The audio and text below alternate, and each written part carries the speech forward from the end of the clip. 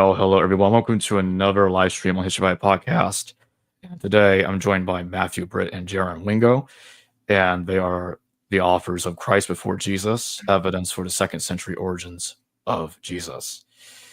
And that being said, I'll have the affiliate link to purchase their book in the description below and in the pinned comment, and also a link to their website as well. So first off, I want to welcome you both to my podcast, and second, I want to start with this question because I know that it's very Marcion centered. When y'all put the origin of Jesus pretty much in the second century. First, I feel like the good place to start would be, can you start us off by giving us a brief summary on who exactly Marcion is for those that have never seen any of the shows that have been done on Marcion or have any or have never read any work regarding Marcion at all? Yeah. So Marcion was what we would consider a Christian theologian, active in the early to mid, and possibly even a little into like the later kind of 160s. Christian theologian there in the second century, and initially,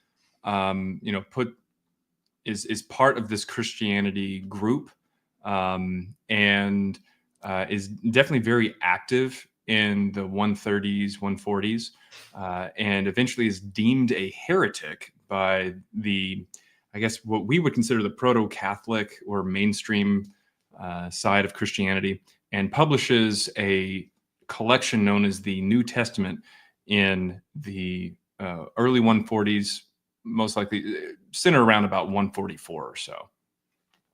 And with this particular collection, there are definitely multiple attempts from scholars today to kind of piece together what was in that collection, what particular books, what particular gospel, that kind of thing.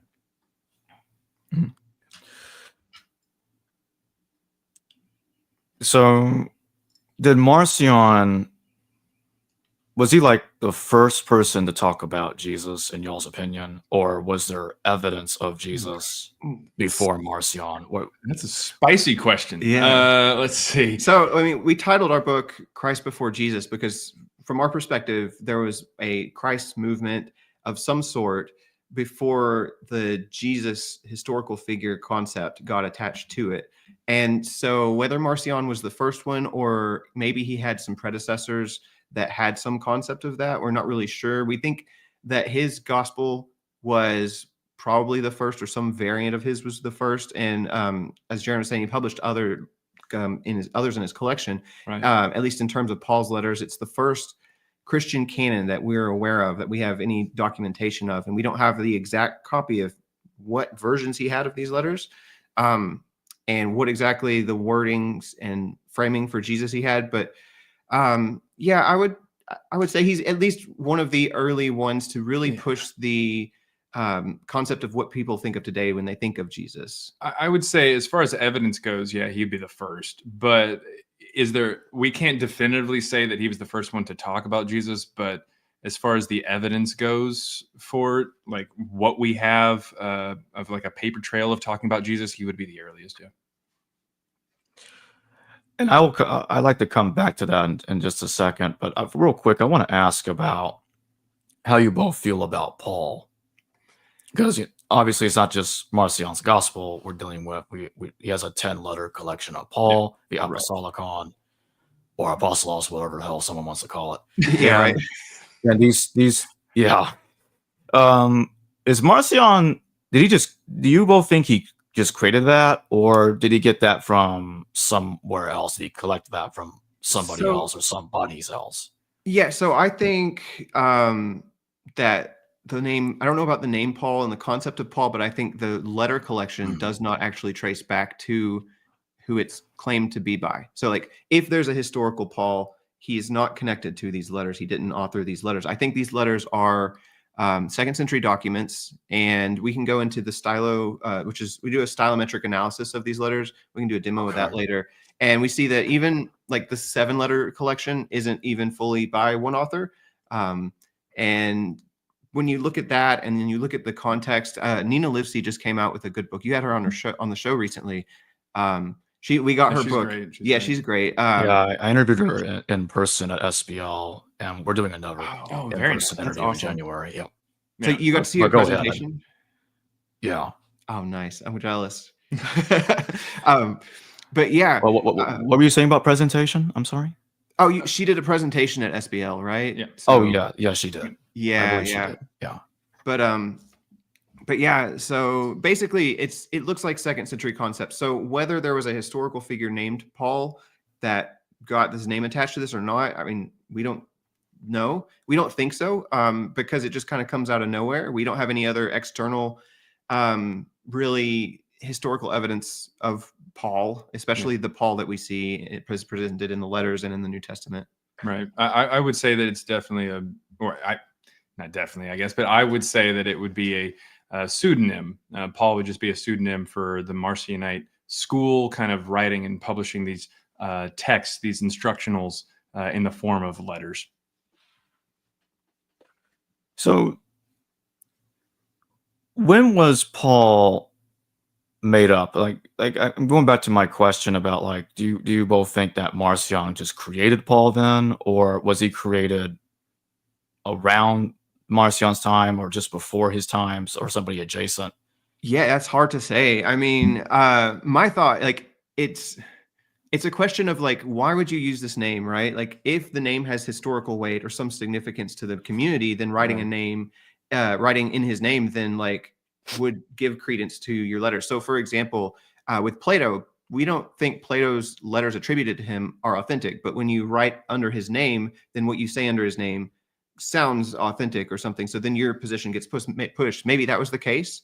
And, there was some, like, historical figure way in the past that they had recognition or recollection of, but we don't see any of that. So I'm inclined to say that, like, he may have just created the character. And it's kind of like with the Book of Mormon. Like, I don't think there was a Moroni. And I know that's a more significant, like, magical kind of figure, but there are a lot of people in the Book of Mormon that are supposedly, like, writing stuff and supposedly historical. There are letters in the Book of Mormon. So I'm not going to shy away from saying he may not have just existed at all. And then Marcion came up with the concept similar to a Joseph Smith style creation of Moroni or Mormon. Yeah. The humble one.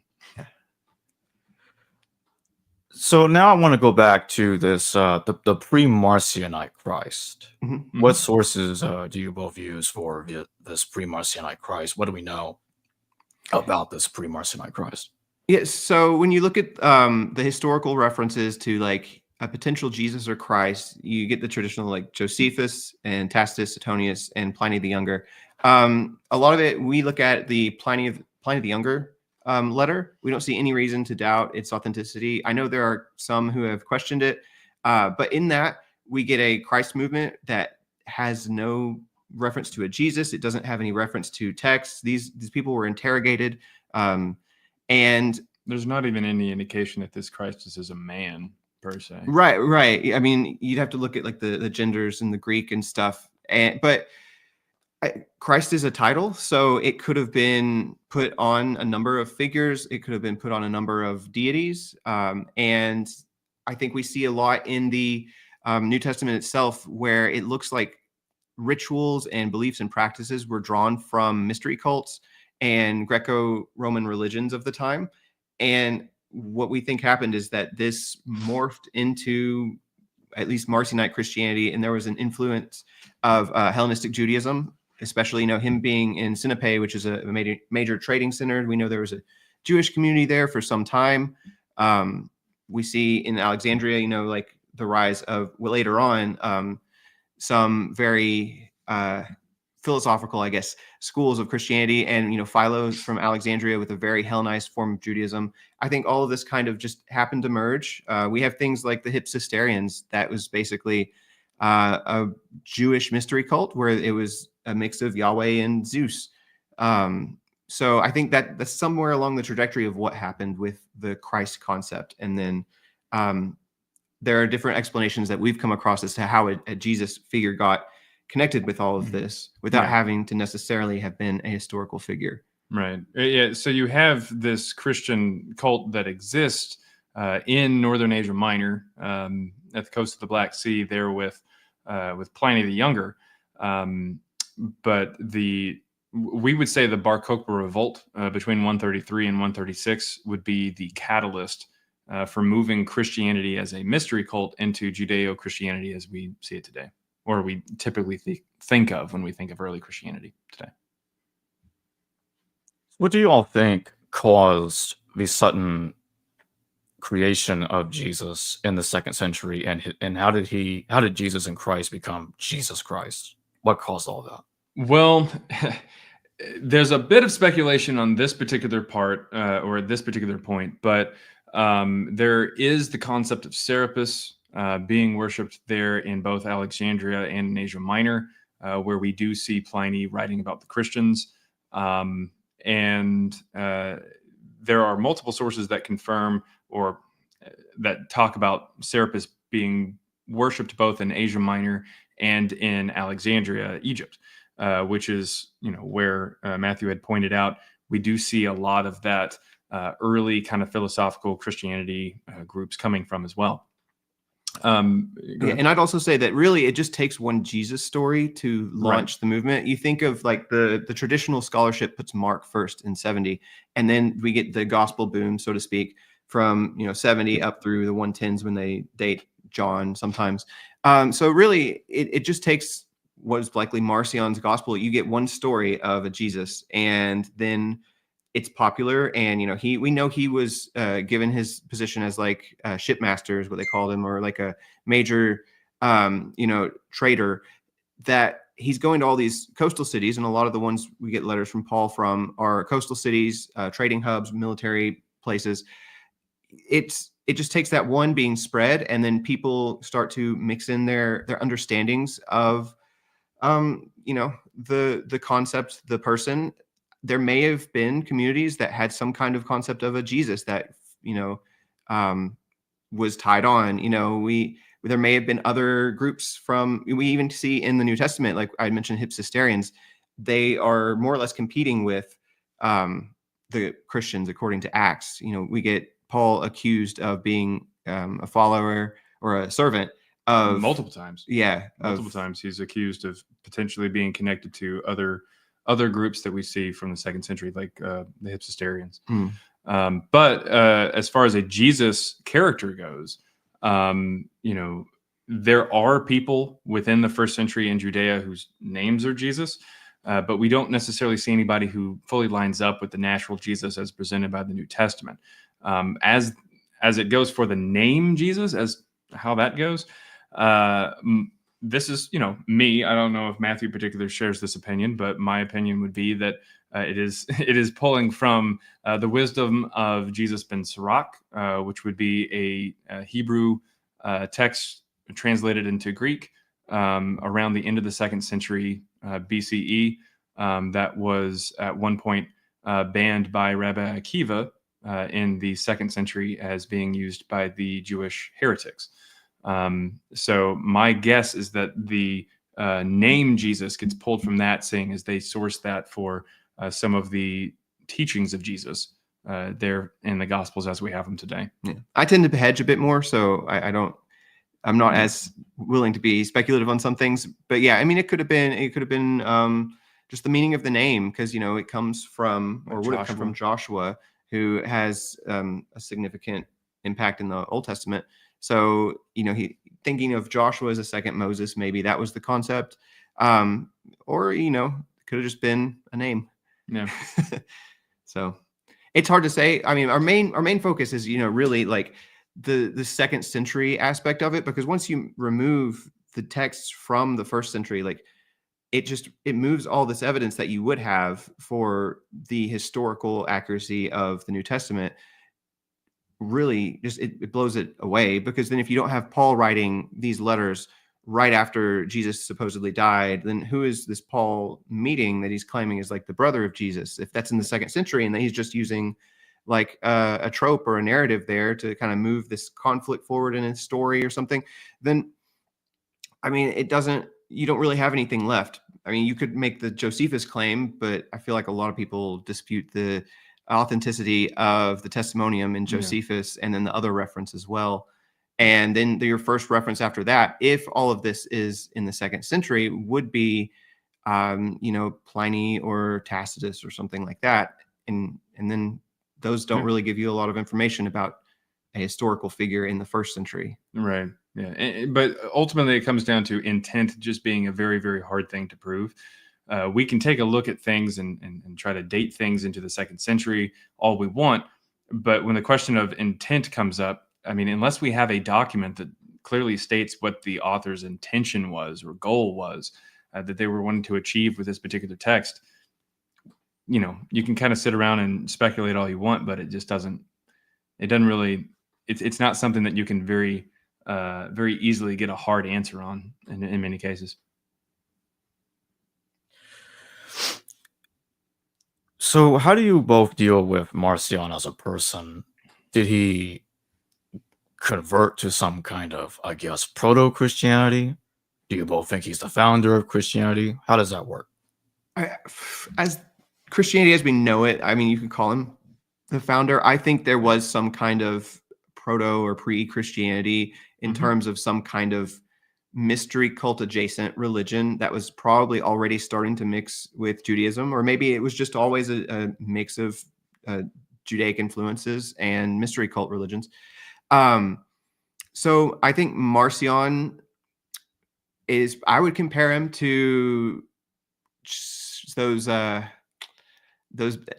evangelists. Yeah. You see, they've got money, and then they make their life mission spreading this religion. And so he had money. We know he made a huge donation to the Roman Church. He clearly had influence in all these other churches. We know that he was a major competitor for what was Christianity up until really we get Council of Nicaea and things like that. They were competing up all the way until that point. So I kind of see him like that. Like he wasn't necessarily the first. Maybe the first one that we kind of think of as like a textual based religion that has the historical Jesus concept or anything like that. I view Marcion as somebody, because we talk to a lot of people on like our TikTok and everything. We'll have Q&A sessions for our book and everything, and people will come on and just tell us we're going to hell and everything like that. But every once in a while, people will come on and they'll talk about like Christ consciousness, and they'll talk about like this almost like syncretic kind of belief in God and belief in religion and these different religions, just to try to piece them all together. I kind of view Marcion as one of those people, like just this rich kid, more or less, who decides to kind of travel around and take all these different teachings and all these different beliefs and try to put them all into one mythological statement. Now, whether or not that statement was specifically anti-Semitic by saying, oh, hey, you shouldn't follow the God of the Old Testament, you shouldn't follow Yahweh, I can't necessarily say if it's rooted in nefarious purposes, but nevertheless, I kind of view him as more of somebody who wants to kind of bring a lot of that syncretic kind of belief together for the Christians, if you will. But I mean, that's just kind of how I view him, but we don't know too terribly much about him for specific reasons. Yeah, and most of what we have about him is from sources that were opposing him. There was a lot written, and sometimes it conflicts, sometimes it's unclear. But what we do have is, he at least has two gods, right? Yeah. And he's very possibly just more generally polytheistic.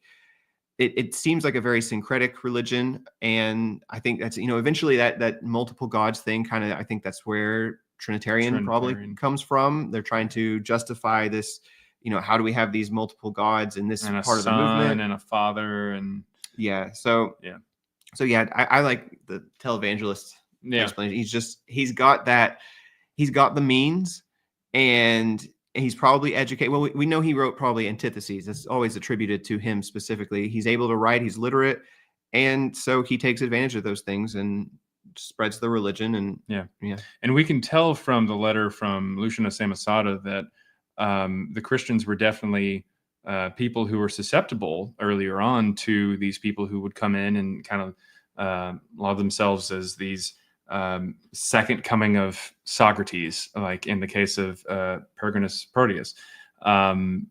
We have them in Lucian of Samosata's work, The Passing of Pergamus. We have them being called gullible fools because they're falling for this kind of grifter, or this con man. And so, I'm not necessarily saying Marcion was a con man, but I'm saying that he's just definitely in the right place at the right time to kind of help establish this as a textual-based religion. What do you both think pushed Marcion to do any of this? I think he was a true believer. Yeah. So one account, That's there are differing accounts. One account says like his father was a bishop, and I don't know if there's any truth to that, but whether or not he was, we know that like from Pliny, that region already had Christian activity in the 110s kind of range. Right. So, and it was maybe some kind of other earlier form of Christianity, but regardless, he was, I think, a true believer, and he felt like a lot of missionaries today feel like they need to do this. I think even though his theology was different, he still had that concept of, I need to take action to help save people. Yeah. I mean, it's not necessarily, is it really lying if you convince yourself? Like again, intent is hard to prove. It really is. But I don't think that either of us really see Marcion as a bad guy per se. Maybe a misunderstood person, or a person who definitely went a little too overboard with particular ideas, but nevertheless, what we have of him is what we have of him, and so we're just trying to base these claims off of the evidence that we have. Here's an interesting question. I fish in a tie. Thank you for your super chat. How do you square this with Papias and Clement? Cool. Yeah, that's a good question. So the question's kind of getting at more or less, how would you move these texts to the 2nd century when you've got authors that are coming? Clement is debated to be, is he like in the 60s, 64 range, or the 90s? And then Papias is writing about where the Gospels came from, that Matthew the Apostle wrote a gospel in Hebrew, and then that Mark, the follower of Peter, wrote one after Peter's death, to the best of his recollection, something to that effect. Well, first off, with Papias, we don't have a super specific date for him, and all we have is just a handful of quotes. The first quote, I think, is Irenaeus, and then after that, we get a quote from Eusebius. Yeah. So, and those are not the most reliable sources. So, and it really, admittedly, yeah, and we did try to run it in our stylometric analysis to see if there was any difference between those authors' styles and Papias, and if there were, then like Papias would for sure be a real person that was a real source. And we're not saying he didn't exist. We're just saying that it was too small in that case to be able to tell. Yeah. So with Papias, we did look at, Matthew and Mark, and there's no sign that Matthew was originally in Aramaic. I think most scholars agree with that. If, it had to be a totally different Matthew that we never have any evidence for. Right. Or a completely different book that he called Matthew. Or that, and then with Mark, it doesn't line up exactly with what we know about Mark, things like that. So with Clement, I think that's a more serious case, and that's a good question. A long time ago, 150-ish, 100 years ago, Clement was actually in the 2nd century. First Clement, they placed in the 2nd century. Right. And they, in the last 100 years, have moved it to before. And we have some conservative people putting it around like 60 or so. In the 60s, 65 right. or so. Yeah. Most people, I think, put it in the 90s. Right. And the idea, he in that letter, he quotes multiple letters of Paul. So like if Paul's letters didn't come around until the what we're saying 130s, 140s, then how did that happen? Which is a really good question. First off, when we run First Clement, we see that it is a composite work. It's a layered work, kind of like 2 Corinthians, where there's 4 or 5 letters in 2 Corinthians, and they're pieced together over time, something like that. And on top of that, I think First Clement, the first reference to First Clement that we get is again Irenaeus, and there's a difference in how they portray Paul kind of and Peter. Like the stories we have of that don't exactly match Acts. They don't exactly match Paul's letters. They don't exactly match other Pauline texts that normally are considered inauthentic. So that, and then another one is Ignatius. Like, there's no real reason aside from church tradition, and then like I do get internal arguments, but church tradition is what places them early.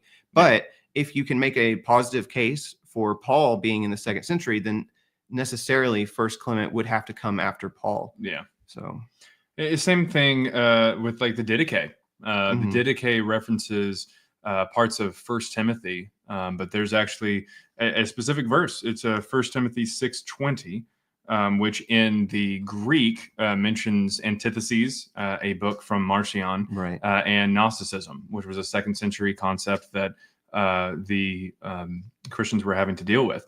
And it says to avoid these things. So we can see this even just simply pulling up an interlinear Bible there with Greek. So that, and the Didache itself was another text that initially was thought to be at the end of the 2nd, which is only really moved forward, or I guess back, earlier here recently. And I feel like that brings up a pretty good question as well about like dates. Like, for instance, like the Gospel of Mark even being put in 70. What's the reason why Mark shouldn't be in 90? What's the reason that it shouldn't be in 100?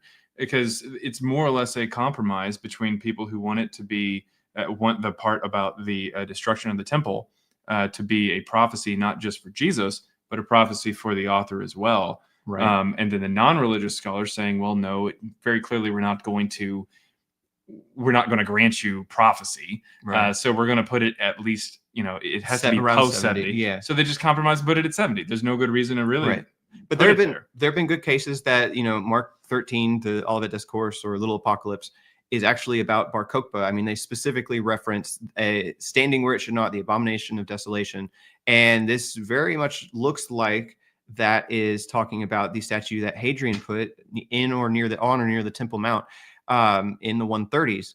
And we actually get Jerome, who in his commentary on Matthew 24 says that passage, which is the parallel passage to Mark 13 about the destruction of the temple, that passage is talking about one of 3 things. So one, it could be a spiritual interpretation, in which case it's just an interpretation of prophecy. Yeah, sky's the limit. The second that Jerome said it could be is Pilate put a picture of Caesar in the temple, and I don't know if we may have a reference in Josephus about that, maybe not. And I don't think it was Pilate. He says who did it. We don't have any. There's not a lot of evidence for that happening. And then the third thing he said is that it could be the statue that Hadrian put on. And from Jerome's perspective, he sees Jesus as predicting these things happening, not the destruction of the temple, but specifically that desolation, which is a reference back to Daniel when the temple was first, destroyed, and then they put, I don't remember what, I think Zeus, a statue of Zeus in there or something like that, on the 160s BCE. So we have these texts that for the most part you got to question, why are they even moved so early? And like the Didache and Clement, they were initially dated later, and now they're dated, at another point. And really, and we're moving them back.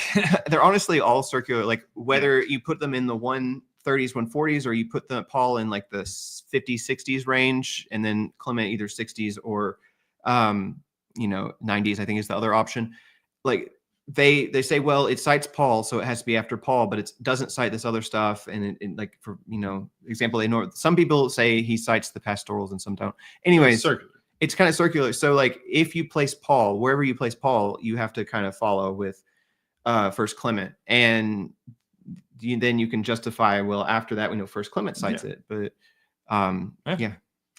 same with Ignatius. Like Ignatius is a very similar situation where clearly they know of a letter collection. So this is after the letters have been collected. Same with First Clement. We know there's a letter collection because there's multiple. They have knowledge of multiple ones.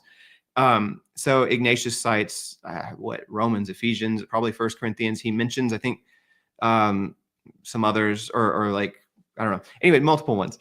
And so it's the same situation where like traditionally through Eusebius, Ignatius is dated to 107 or 117. 107, 108. Yeah. So if you go by church tradition and Eusebius, then like, okay. But if you actually look at the context of everything else, realistically, you're looking at later, and a lot of people already put it later, up to the 140s through 160s. So there's a lot to question, and for good reason. Yeah. Know, that's just what it comes down to. Right. But hopefully that answers that person's question. Yeah. Hopefully. Are we the only ones on the screen? Oh, there we go. There Okay. you I was like, oh gosh. So how do you both deal with the synoptic problem? Do you both have the synoptics using each other and they all borrow from Marcion at the same time? What's going on with that? So that's a good question. So when we ran this in the stylometric software we used, that was actually one of the things we ran into, because they are so similar that they lump together, and then you don't really get a good authorship read if you run them at the same time, because they're clearly either using each other or the same source. Right. Our gospel model would probably be, you got Marcion's gospel first. We used to say there was like a proto-mark, but we say that in our book, but we've backed off from that because we tried to reconstruct it. We did, and there's no evidence, stylometrically speaking, that it was a separate author. That there was some separate author that they were drawing from. Same with like Q material. There's no really good, you know, wishful thinking. Yeah, because you want to move it back earlier. You know, if you have this source that you can say is directly from followers, you know, it moves it back. Right. But anyways, we think Q is more or less like Marcion's gospel. Yeah, right. Yeah. So you got Marcion's gospel, and then obviously Luke is one version of it, but we don't think Luke was the first one after that. We think probably some version of Matthew, probably like maybe very similar. Evangeline and then Mark. Mark is like, and I know people say Mark comes first a lot, but it's just because it's shorter. But we think Mark is actually like a shorter rendition. It's a faster pace. I would say that it's almost a play, like a play version, something like how you would like dramatize the gospel. Yeah, and you leave the people hanging. You know, they're seeing it on the streets or whatever. And then the women see the empty tomb and they're shocked and freeze. Yeah, and say, okay, well, you know, curtains if you want to closed. Learn more, you gotta eat do this bread, drink the wine, get baptized. Our ritual initiation. Yeah, right. Yeah. And then you get like Matthew, and then there's the Matthew and Mark interplay where like Mark clearly is using Matthew again in a way, like there's some duplicates in there. And then our version of Luke probably knew Matthew or something, but Matthew is specifically a response to Marcion's gospel, and it's trying to make Jesus more historicized, but also like specifically being predicted and by the Old Testament and fulfilling prophecies. And that's why you get more Jewish from a certain point of view. Right. And then you get John kind of separate, but also like it knows these, at least the final versions of John. And then we know there were edits to these really late. So like, it's not so much a straight line as it is like a web, I guess. Yeah. It's not as linear.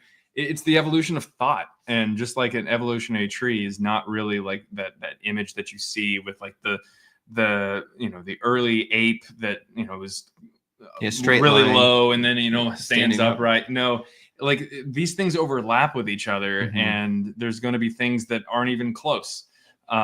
So that also just pop up and die out. Certain subspecies and everything. So in a similar vein, John is almost there kind of, but not from a linear standpoint. It's just kind of almost in a background, almost another species of thought from the Christian sects. Now I'm going to ask you both about how do you both deal with Marcion as Q is interesting because I actually used to think something like that myself, but I went back to my old view and I came to reject it. When I used to believe in the priority of the gospel,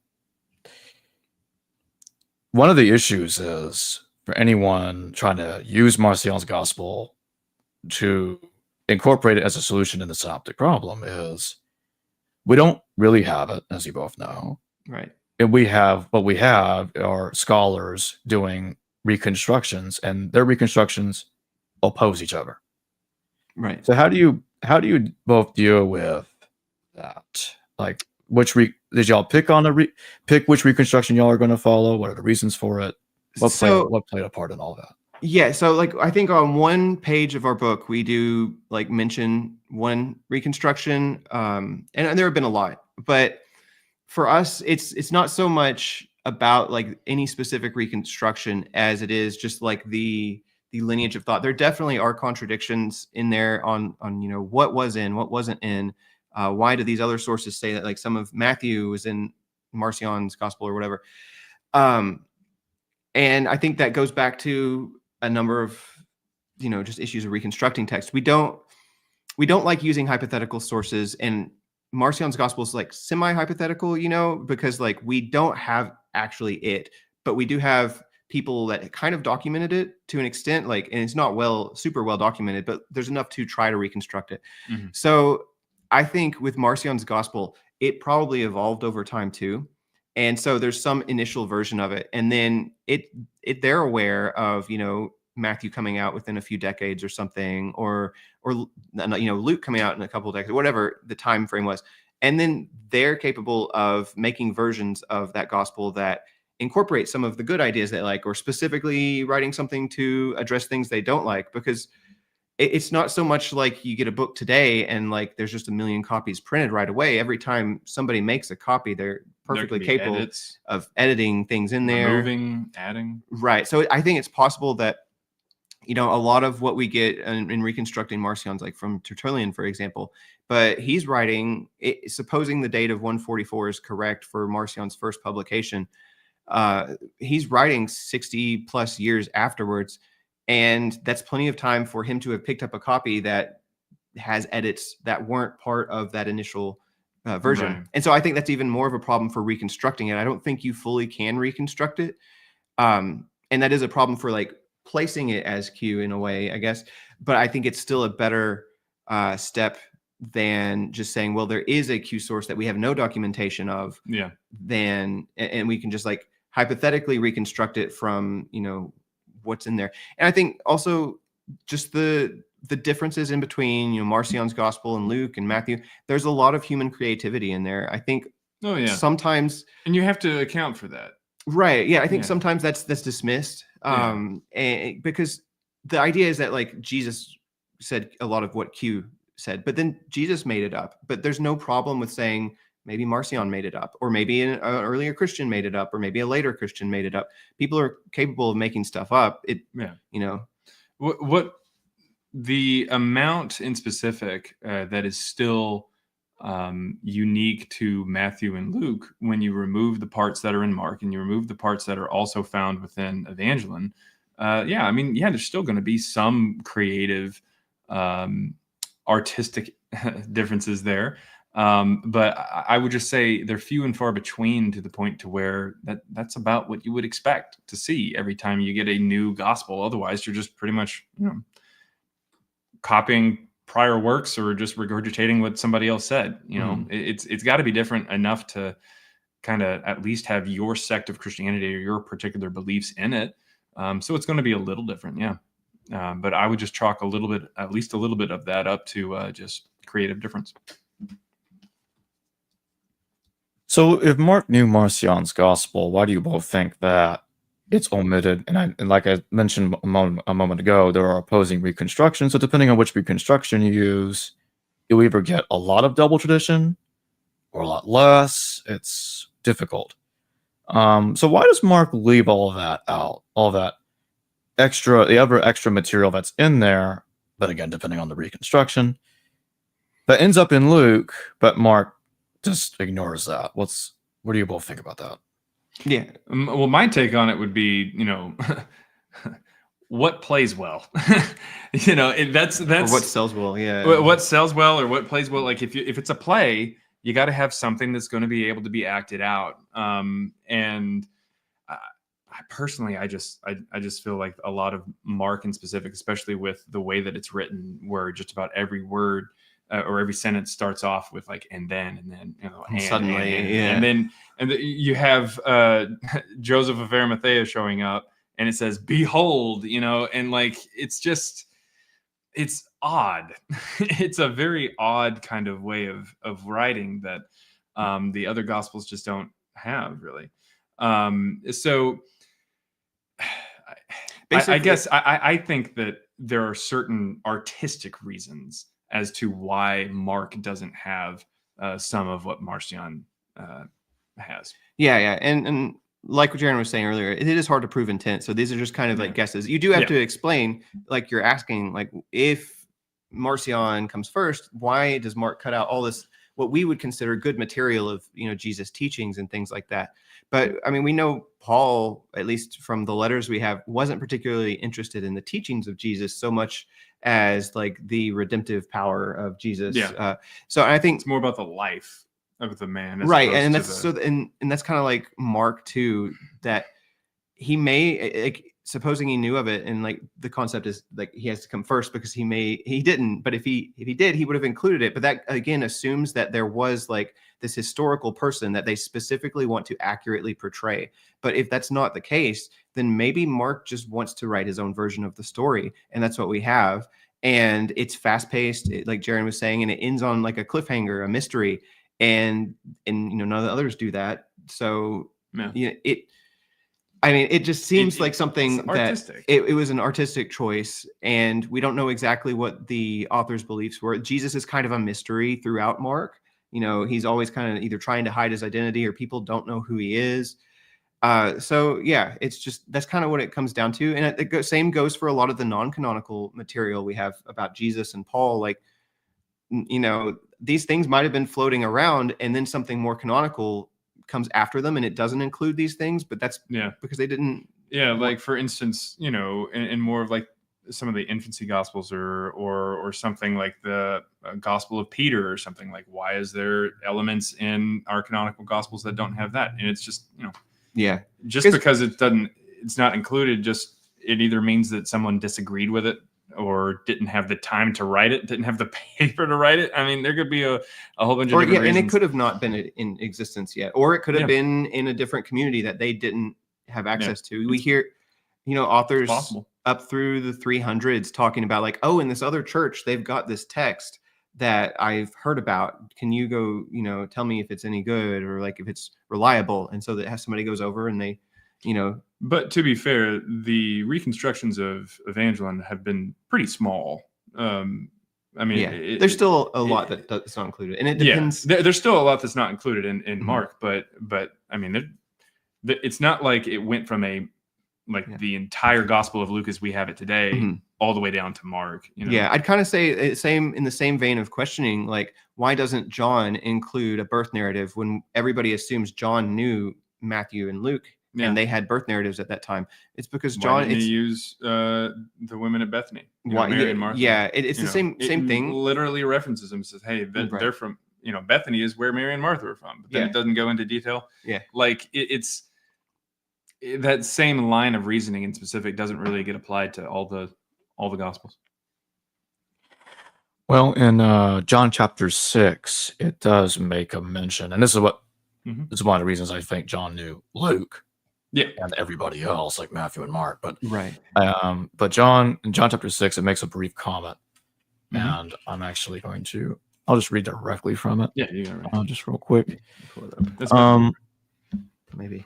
Yeah, where it says we're talking about this is and they said, "Is not this Jesus, the son of Joseph?" Oh, okay. So just John 6:42, and it actually corresponds to something you see in Luke, because Luke rephrases Matthew, in my opinion. So Matthew says, "Is this not his mother Mary?" And in Mark it has, "Is this? Are you not the son of Mary?" And in Luke it says, "Is this not the carpenter's son? Is this not the son of Joseph?" It says something like that. And John's getting that rephrase from Luke. So I think this is where I disagree, because I think that this is evidence that John had seen Luke's infancy, at least Luke's gospel. Right. Yeah, that's what I'm saying. And he's okay. Yeah, you're saying like it.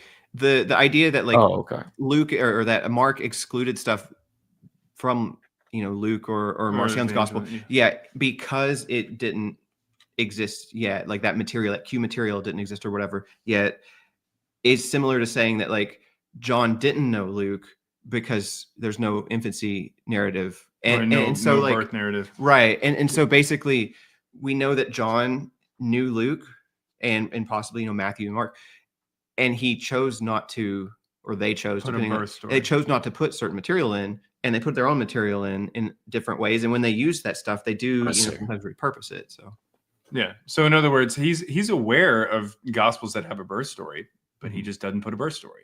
Right. And so could you also say that he's, did Luke? Yeah, he came before Matthew and Luke because he doesn't have a birth story? It's like, no, he just didn't put it in. Yeah, for whatever reason. Yeah, we try not to assume too much intent in certain ways, because it gets really speculative and we can't ask them, unfortunately. Yeah. Unfortunately, the best answer I have is I don't know why John doesn't do that. So do you both think that the four Gospels are written shortly after Marcion's Gospel, or much later in the second century? Yeah, within a couple decades at the most. Yeah. Because so let's say just hypothetically speaking, Marcion's Gospel's first, comes out in 144 or so, in that range. And I know there's some dispute, but then we start to get Justin Martyr clearly knows gospel material. It may not be the canonical Gospels we have. It looks similar. I may be something like the Gospel of Peter. And then we know his student, Tatian, shortly after that creates the Diatessaron somewhere probably 160s to 170s. And that includes John. So it clearly has to be within 30 years at most, I would say. And like 25, 20. Right. And that may not be the exact identical versions we have today, because well, there's definitely some that get added to a little later, but nevertheless, they're at least there in some form. Right. So basically the question would be, because that's kind of how, the more mainstream scholarship views it, is that Mark's gospel comes, and then within 3 decades or so, we get the other 3 canonical gospels. There was something that caused some gospel boom. And we think that the best point of reference for a gospel boom would be Marcion's Gospel. New Testament. Right, and his New Testament in general, because then we also think like the pastorals are within a couple decades or so after this initial publication of Paul's letters by Marcion. And like Jaaron was referencing, there's reference to antitheses in one. There's reference to genealogies in one that's probably talking about these long genealogies we see in Matthew and Luke. And there's reference to Gnosticism and some other things that look very much like they're responding to Marcion and the problems that other church fathers are having in the 2nd century. Yeah. So a lot of it's happening around the same time, which to me makes more sense. It doesn't make very much sense to have like earlier Gospels that just kind of sit there for a really long time, and then we have a boom. It just like kind of 70 years later. It makes more sense that all of this is just showing up about the same time. Within a couple decades at least, or at most, I guess. So you think? So I want to come back to the pastoral epistles. So do you both think that the pastorals are much later, or were they written around the same moment as the rest of canonical Paul? Yeah, so what's going on there? A little later. So what we see is, and we could pull it up with the stylographs if we wanted, but we can kind of pinpoint a specific layer of like pastoral influence in there, and specifically the pastoral letters are obviously in there. But so we know what we try to do is when we date things is we try to reference the timeline of when are these referenced internal to Christianity. So the pastoral epistles, they're known by Irenaeus around 180. So that's kind of the cutoff time for that. But they don't really seem to be known by a lot of earlier authors, and Marcion didn't include them in his collection. So the options would be either, Marcion intentionally left them out, which kind of doesn't seem likely, or they didn't exist yet. And so then 144 would be the earliest, because there's a specific reference to antitheses, which supposedly Marcion published along with his New Testament in 144 or around that date. There's also a potential reference to both Polycarp and his scribe Crescens in 2 Timothy. Right.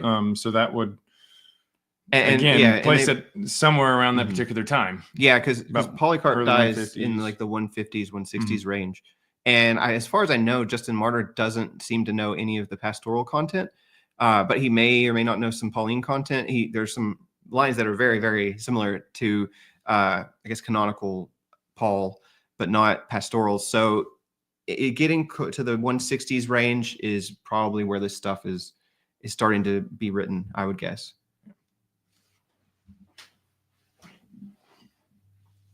Chrissy Hansen, thank you for your super chat. How do you handle editorial fatigue?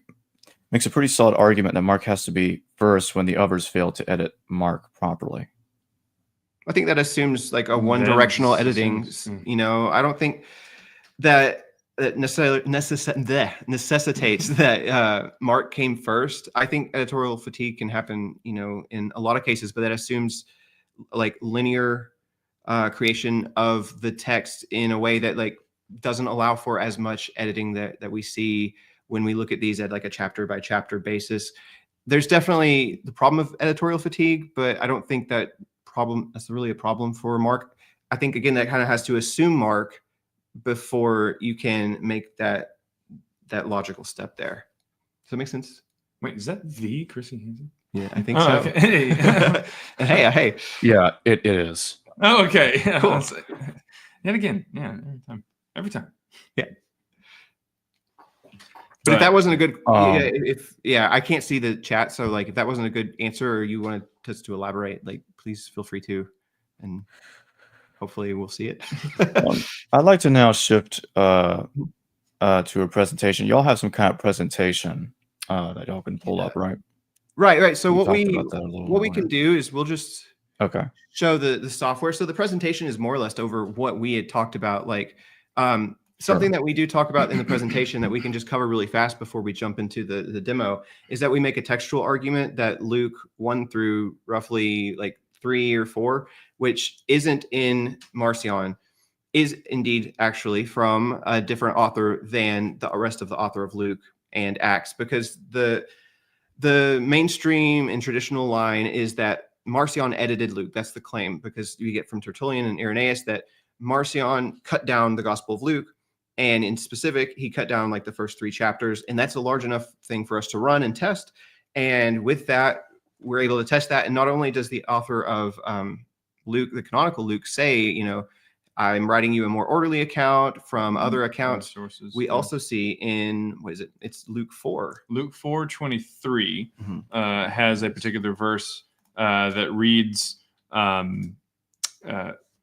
surely you will recite this proverb to me, physician, heal thyself.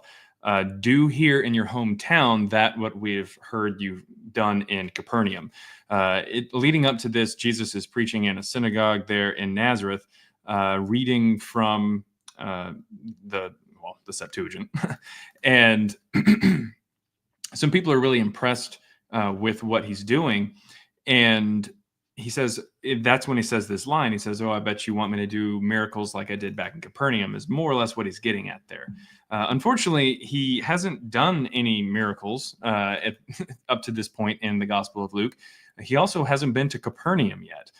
He doesn't go to Capernaum until verse 31.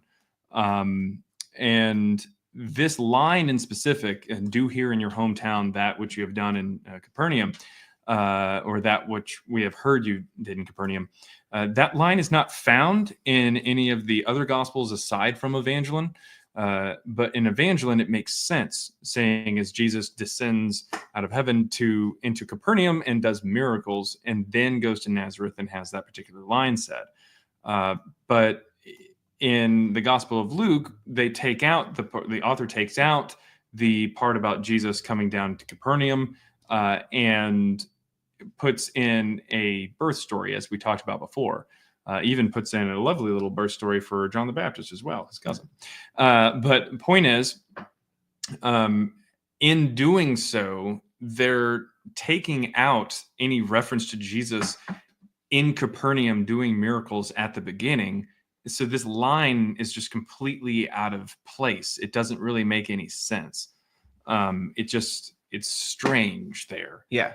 And then we were like, how can we find a more objective way of looking at this? So what we do is it's using the software called Stylo, and it's what's called an unsupervised method of more or less statistical analysis of the word frequencies in each, we do chapter level, but we're going to show something a little bit bigger than chapter level, because I know some people have concerns that one chapter is too small. So we group some chapters together. If it's lawful to call them people. Yeah. But anyways, so yeah, you really threw me off there.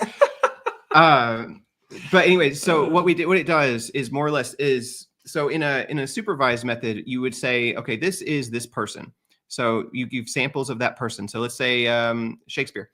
And so we give, let's say, Macbeth and break it down into 5 books and the 5 acts and say, this is what Shakespeare looks like. And then we give it some unknowns, which would be, let's say, another Shakespearean play, Romeo and Juliet, and then let's say something from Marlowe.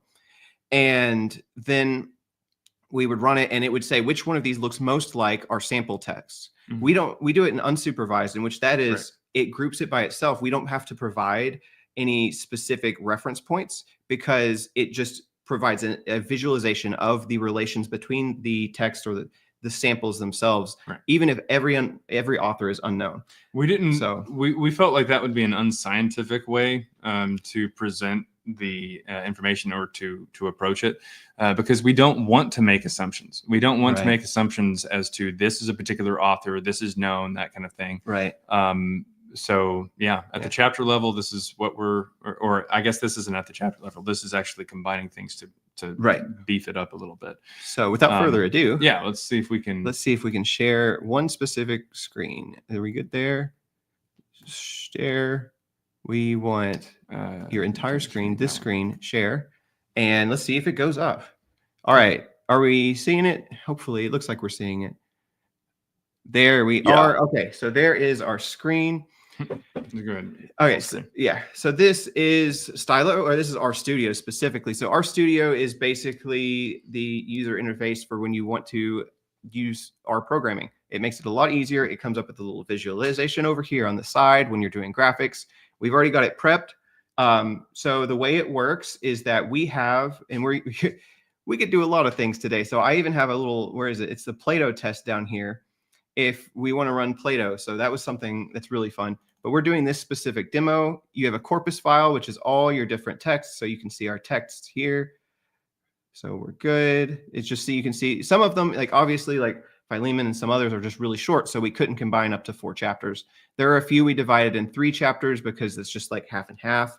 But anyways, so we're going back to RStudio. It's ready to go. And then we hit enter and it comes up with this dialog screen. And you get to pick your language. So you could do this on Shakespeare. You could do it on just about any author. Greek is. It also runs, by the way, CJK, Chinese, Japanese, Korean. Yep. Right. Yeah. And then it's experimental, but yeah. Yeah. Other is literally any other language not listed on here.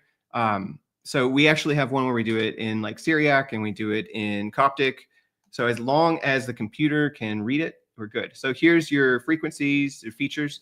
This is most frequent words. So like if we wanted to look for a 5-word phrase, like if we put 5 here, it would show us where at any given text that we listed in our corpus is found in these things where it's shared. So we do one at a time. So 5 words in a row. A 5-word string. So for example, in the Book of Mormon, there's a 5-word overlap with a letter from George Washington to Canada, where it's like the blessings of liberty or something like that, which is really specific. But sometimes you're getting just like, I went to thee or something like that. Yeah. So that's not very useful. Yeah. Right. So Eater's Delta and Eater's Simple here, both are good for highly inflected languages like Greek. The creator of these 2 formulas is Polish, and Polish is another highly inflected language. We're not going to do any sampling because our sizes here are pretty small. We are going to bump this up. We don't really need to. This is just for the image. This is the image. We do PDFs just because the file size is smaller and it takes less time to generate.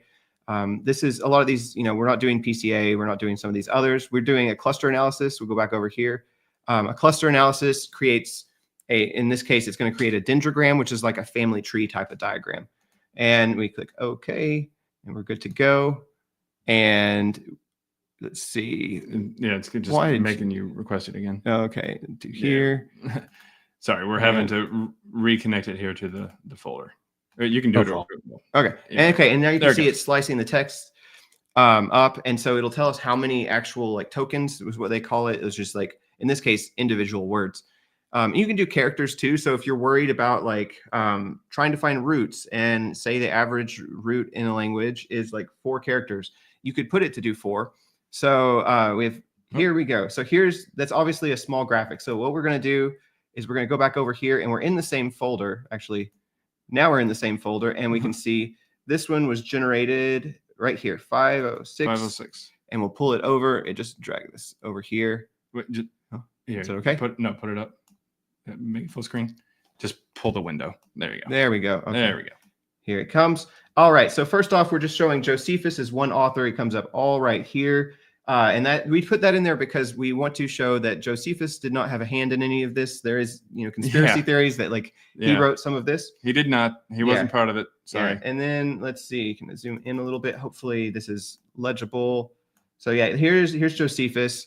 Then we come to our Acts point. So here is the thing right here. Luke, the bulk of Luke is right here.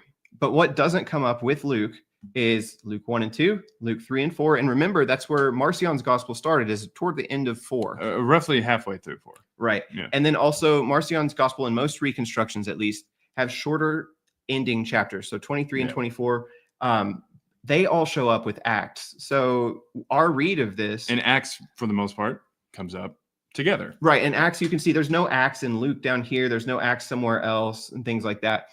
So what this would seem to say, and that you can run the test a million different ways. We've run it, we've done other... We've even done it in the Vulgate. We've done it at the chapter level. We've ran it in the King James version. Stylo is still able to detect that this is the split between authors there in Luke. Right. And so obviously Marcion's version had more added into it in canonical Luke. There's more in canonical Luke that Marcion didn't have in these chapters. They're edited, but it's still the bulk of it is in most reconstructions is right. One. Yeah. And so we're about to go up to Paul, and that'll be fun. So this is Paul, and we also put Ignatius up here because that's just kind of a reference point of like what's a different author. It's also very close to Ephesians, Colossians. Right. And it's also very close to these letters, which we can get into and why we think that. Here's our pastoral layer. So obviously we don't think Second Peter is actually by the pastoral authors, probably after them. But the point is the pastoral layer generally being assumed to be the latest.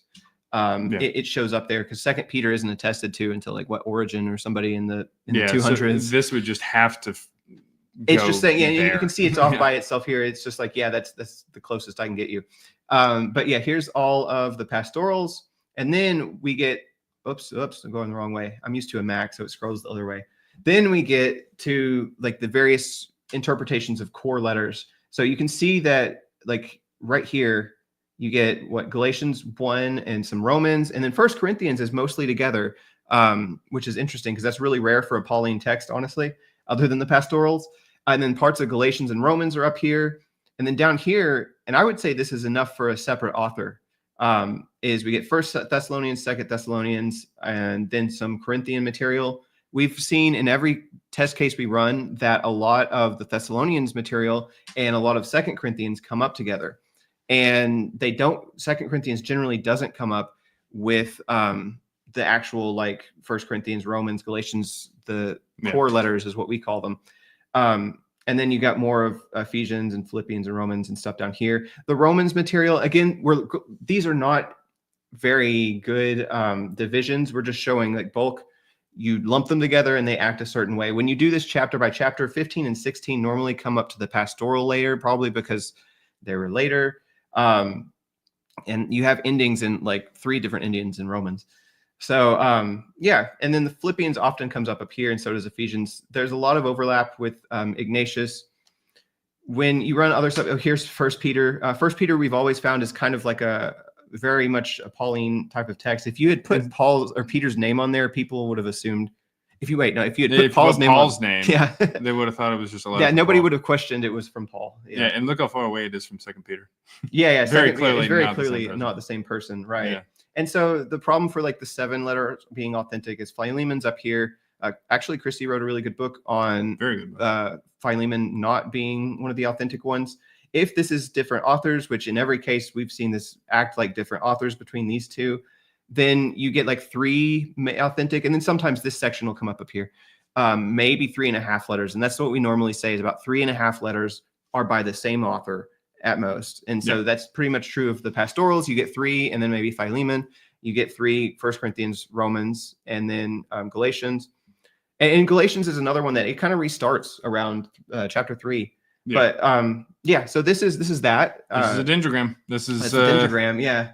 The further they go separate here, the more distant they are in terms of style. So something that's really close would be like these 2 sections of 2 Corinthians. You can see this is really close here, that one, and then these obviously. And like we said, the Peters. And right, yeah. So the Peters are obviously not by the same person. I don't know how anybody could make that case. So when we see that, we look at like Marcion's text being before canonical Luke, and then with Paul being like maybe 3.5 letters, that really throws into question like, well, when were these from? Why, it's just a lot of problems. And again, we'd reference other authors in the slideshow. We have a whole list of like further reading if we wanted to pull that up sometime. And there's a lot of authors that have put Paul later recently. And there's really just not a lot of good argument, I think, for him being earlier, aside from, well, he's in First Clement, for example. Yeah. But which like that person asked initially, how do you really justify this particular position when up against First Clement and Papias? So it makes sense. Yeah. So anyways, we'll leave it there. And if you want to see other tests, we can run other tests. If you want to just kind of bring it back in, whatever, it's your show. So sorry. Yeah. He's like, I do want to pull up some questions. Yeah. Or objections that Chrissy raised earlier about what y'all were saying about Mark. Let me see here. We'll start with this one. Why isn't it likely that Marcion would intentionally leave them out? He had just as much motivation as anyone else. I mean, Marcion can do what he wants. It's like just like any other. I mean, why? It's like saying, why did John leave out the birth narrative? Isn't it? They're trying to make like accurate accounts. Like, well, maybe he disagreed with birth narratives. I don't know. Maybe he didn't think it was necessary. It just didn't add to his theological point he was making. John has that part about him always existing. In the case of Mark, it may not have been something that you really wanted to dwell on. Is like if Jaaron's thing about being a playwright, like having your character drone on about moral lessons isn't going to be as compelling as the character slowly moving, or not really slowly, pretty fastly moving towards his doom. So I just want to interject for a minute. Yeah, Chrissy just reminded me that it was about. What was it saying that it was unlikely that Marcion would leave out the pastorals? Can you bring that little quote up again so I can see it, and then I thought that was about like Mark. Yeah, I thought it was. No, it was about the pastoral epistles on that specific question. Why is it unlikely that Marcion would leave it out? What makes it unlikely that Marcion would leave out the pastoral epistles? I mean, why? Okay. Do you get the question? I guess I mean, yeah, like so. Okay, why is it unlikely that he would have left it out? Well, I mean, what we're saying is like they were very obviously later, and so if he had them, he was supposedly getting this like traditional collection of Paul's letters. So if they had existed at that point, like why would he have put them in? But because why wouldn't he have put them in? Because like if he's being true to Paul, then it would just be a theological motivation. And so maybe that's the case, but I think there's enough evidence to show that they're very clearly afterwards. And for another thing, like there's a lot of references to Timothy in the I guess canonical letters or authentic letters, whatever, that get left out in most reconstructions of those letters. It's just not in there. Yeah, they just didn't exist yet, and that's ultimately the reason. I think we kind of got confused on the question, and it may have been my wording bad in the first place of like intentionality there or something. So. Yeah, I think she was asking that like if the pastorals, hypothetically speaking, the pastorals are early. Mm-hmm. Why would Marcion have? Why wouldn't Marcion like? Why wouldn't he have included? Is it possible that he didn't want to include them? Yeah, sure. I I guess. guess that's how I took the question. Yeah. But Yeah, that's what it was about. You know? Okay. Well, sorry for the Well, confusion. this next question, this next objection this time is definitely about Mark. Okay. Cool. So Chrissy says, it doesn't actually make that assumption. It shows Matthew, for instance, cannot be earlier because Matthew makes errors due to a lack of his own internal consistency, which exists in Mark. Well, maybe Mark was just a better writer. I mean, yeah, like you can make that case. And honestly, to be honest, we did have Mark first in 135-ish or a little bit before, because we were working on the proto Mark. So we're totally open to a Mark being first in the 130s. I mean, that's not a we just ended up not finding like any stylometric evidence that, like, first off, that Marcion's gospel, at least reconstructions, show any division in authorship at a level that would indicate that there was like a prior source. And then same with Mark, like if there were a proto Mark so we do, when we run Mark, we see that obviously Mark 16 doesn't show up with the rest of Mark. And that's because almost everybody knows, like, the last portion of that is by somebody totally different. Most manuscripts, early manuscripts, don't have that end of Mark 16, the long ending. 9 through 20. But also Mark 13, acts very weird.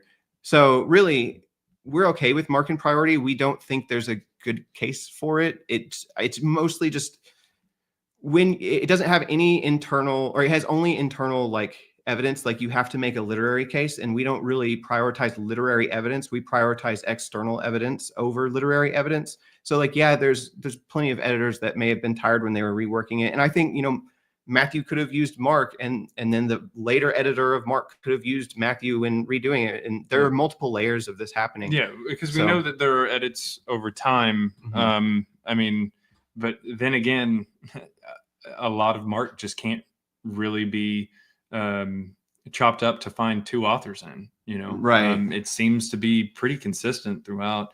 Mm-hmm. So yeah, I mean, and maybe it was around in the 130s, and then Marcion possible. used it, but we don't see anybody saying that, like, the Gospel of Mark was around before. I mean, you have that Papias reference, but that Papias reference, not to mention, why wouldn't you just say that Marcion stole from Mark?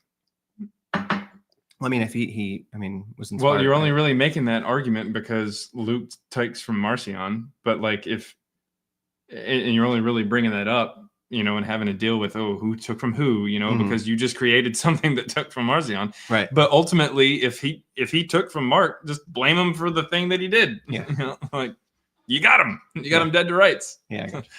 But yeah, I mean, it's possible that Mark is before. It's just, Yeah, and we're fine not with that. too terribly much before, but before, yeah. Yeah, 135 is a earliest cutoff. Yeah, and I believe that there was one particular scholar who was also talking about the idea of it's possible that a reading of I think it was Tertullian. Reading of Tertullian was that Marcion's gospel was stolen or something. Like there was an early version. Vincent's interpretation of a passage of Tertullian is that, like, Marcion had a basically proto version of his gospel that he was using in his school to teach through or with. And then somebody took something like that and was publishing it more widely and using it for their own purposes. And then that's when in 144, along with his, getting kicked out of the church,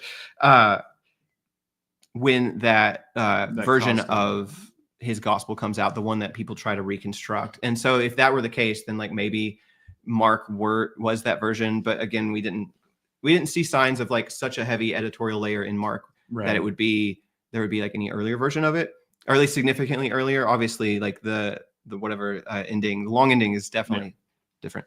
13. Yeah.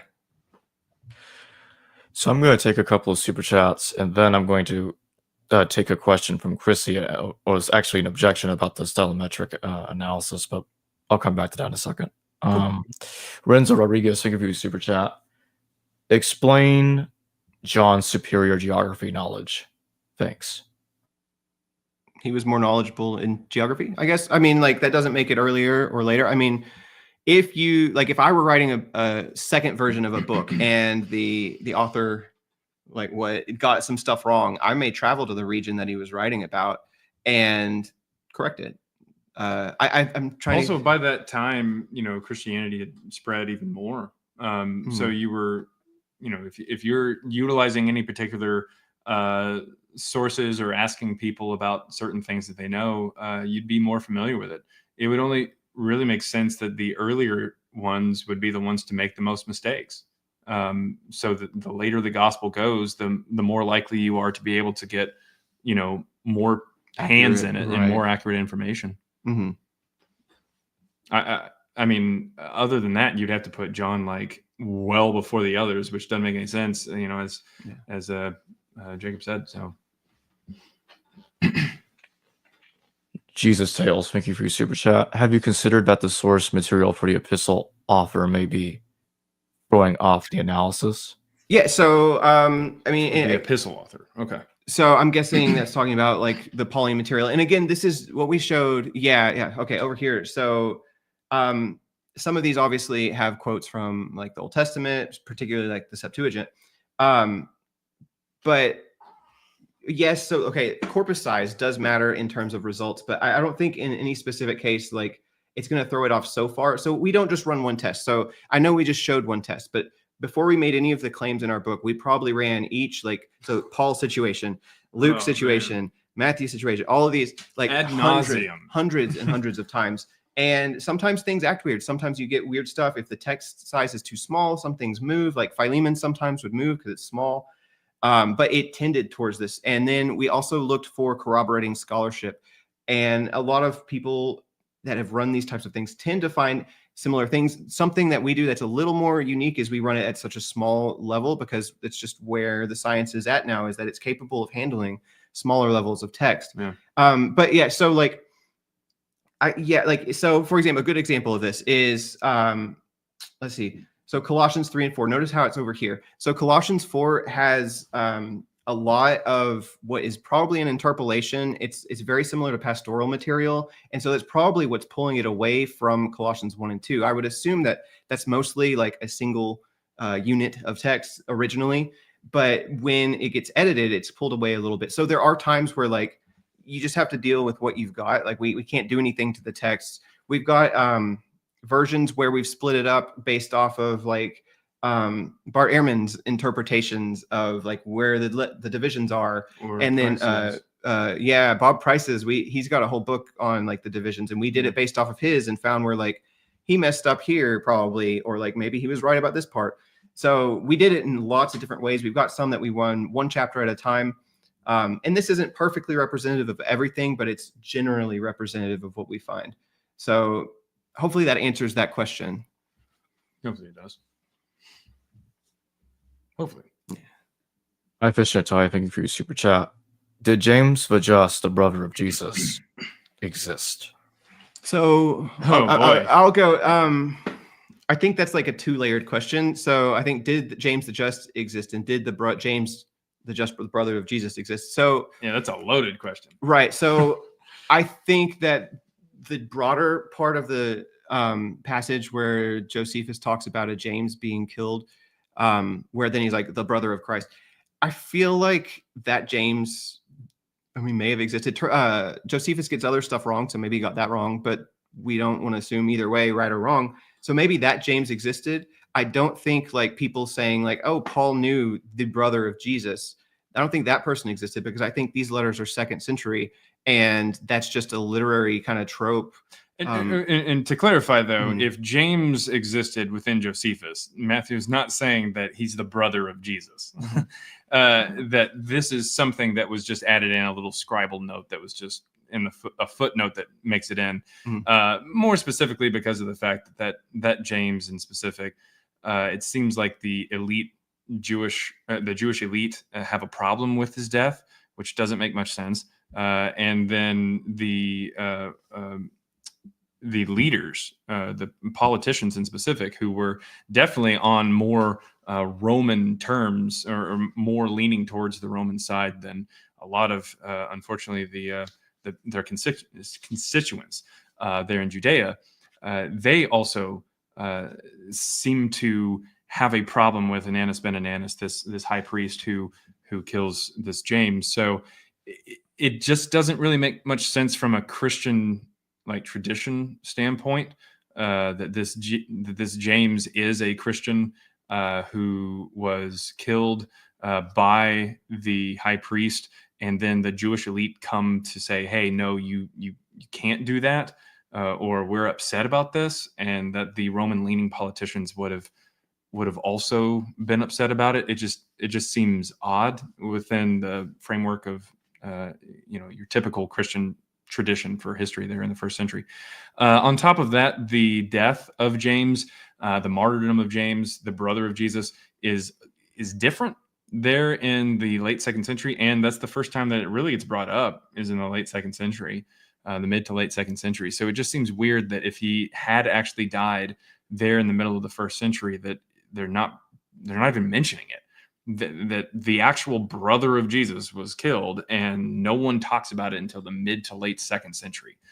It just seems weird, and it's in a different way. I believe there's one instance where he's thrown off the building, and another instance where he's thrown off the building, doesn't die, so they hit him with a stick, I think.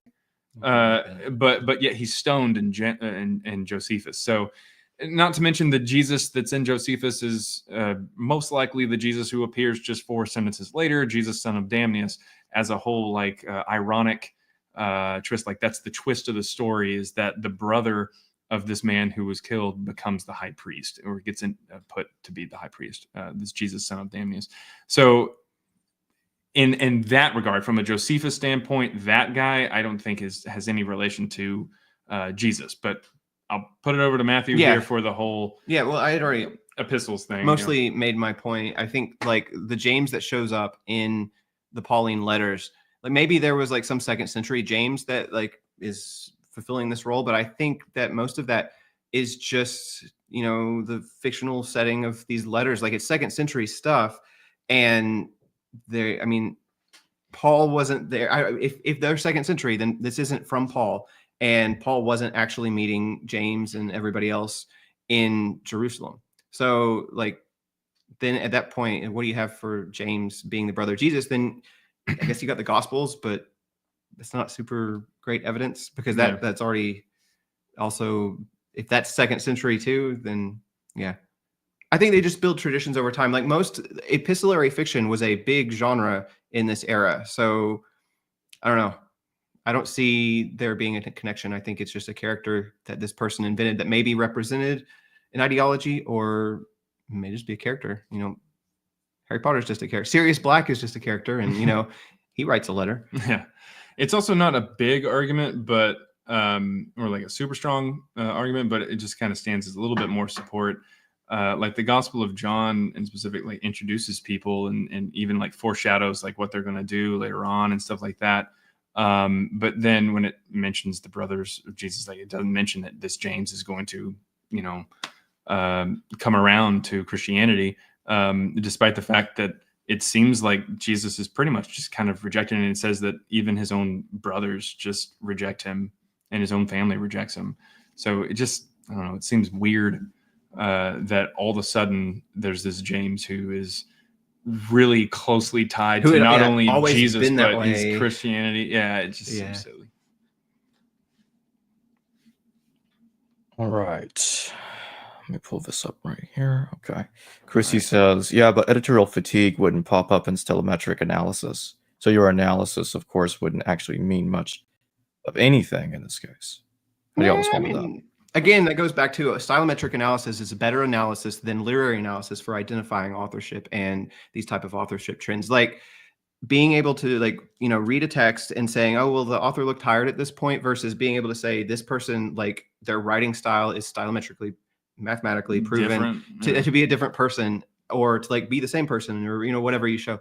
Like, it's not going to pick up editorial fatigue, and it doesn't really look at that type of thing. It's just, so then that goes back to like, what evidence do we have for an early mark? Nothing. It's just like, oh, well, it looks smaller, and I guess editorial fatigue and stuff. And so, I mean, again, it could be, when it comes to Mark, it could be legitimate. It's just, this isn't what it's really designed to look for. And it just doesn't, and it doesn't really throw off anything. It just moves Mark a little bit before Marcion. And so, I mean, and we could be, we're open to being wrong about this stuff. It's just, it's so fine. like, and like we said, in the book, we push out, we're like, oh, we're working on this reconstruction of like the earliest form of Mark that doesn't have some of the repetition and some other stuff. And we actually did all that work, and that was going to be our next project. And then we're like, we ran it through it and we're like, well, actually, these things are all the This same. isn't There was real. no Yeah. there was no like earlier version So- of Mark. So Quick heads up to anybody who grabs a copy of the book. We do talk a little bit about Proto-Mark in there. And by a little bit, I mean quite a bit about Proto-Mark, and assumed that it was something that existed prior to Evangelion. yeah, But we were wrong. that's what happens when you assume Mark and priority. But well, in our way, in the way that we did. Yeah. But that being said, like we ended up finding out that we were wrong, so we can admit that we were wrong. Yeah. It's a wrong in our favor, but nevertheless, we still spent a long time, not only in this book writing about it, but in our next project writing and trying to reconstruct this Proto-Mark, only to find out that no, Mark looks to be just about one author. Sorry. Minus like 2 chapters. Yeah. Minus like a couple obvious parts. But yeah. But nevertheless, the book is good. We like to think so. Yeah. Yes. We will toot our own horns here. And so in my final question, when does the canonical text get fully finalized in y'all's opinion, and what became of Marcion at the end of it? Like, what do we know about, what do you both think happened to the historical Marcion, like the circumstances of his expulsion? Yeah, so I think, we know that Justin references him, supposing that's an authentic reference from Justin. But supposedly Justin wrote either to Marcion or against Marcion, depending on which manuscript you look at. So, and that's probably 150s, 160s. So Marcion was probably active up until the 150s or 160s. And at that time, I assume he was old and died. He was excommunicated in the 140s, is what the documents we have available to us say. So I assume that after that, he continued his project. Like, it's a setback, but I don't see him stopping. And the Marcionite church continued to grow, and it was a big problem for a long time. Up until the Mosaic was presented a couple weeks ago, that dates to about 239, I think. Which I guess you could consider that to be the oldest inscription of Jesus. But up until that point, the oldest inscription of Jesus that we had was found in Deir Ali, Syria. And it was part of an archway of a Marcionite church. Mm-hmm. So it's kind of cool that like you have a little bit of a shout out to Marcion. In the historical record. Yeah, in the historical record. Now, I guess it's kind of trumped by second place. But second place. That kind of sounds like real like life. Yeah, that sounds like Marcion. Nice little Right. silver medal. Yeah. And then on the canonized versions being finalized, I mean, in terms of like, what is it? Are you asking about a particular gospel or all of it? Or? All of it. All of it. Yeah. I mean, I would say like by the time we're getting authors like Origen and Tertullian, they clearly have different versions of like Paul's letters and some other stuff that is a little bit different. So Tertullian even mentions that he has. Yeah, he has a different version of like his own Galatians version. or something. Yeah.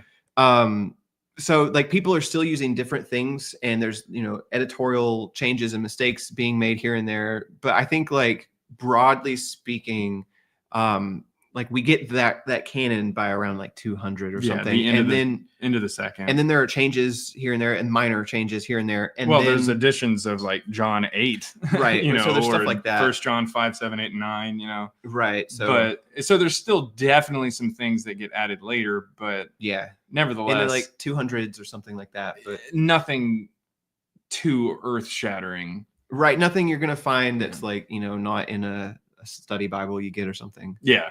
Where they'll kind of just they'll tell you like this is in most manuscripts. Yeah. So yeah, but by the into the second century is what we'd say. Mm-hmm. For that, yeah. Yeah, so I remind everybody real quick that the link to Christ Before Jesus is in the description below, and it will also be in the pinned comment, leading to their website. And with that being said, Matt and Jaaron, thank you both for joining me today. Yeah, thanks for having us. We really like your channel. If any of our little followers are here, definitely subscribe to History Valley. Yes. It's a great resource. Yes, it is an amazing resource. Oh, thank you both, and go get their book. The link's in the description below in the pinned comments. Thanks. Hello viewers, thanks for watching this video from the History Valley YouTube channel. Please don't forget to subscribe and hit the notification bell. And if any of you wish to further support this channel, please consider checking out this channel's Patreon page and becoming a patron, and or donate through PayPal or through Super Chat during your live stream. Thank you.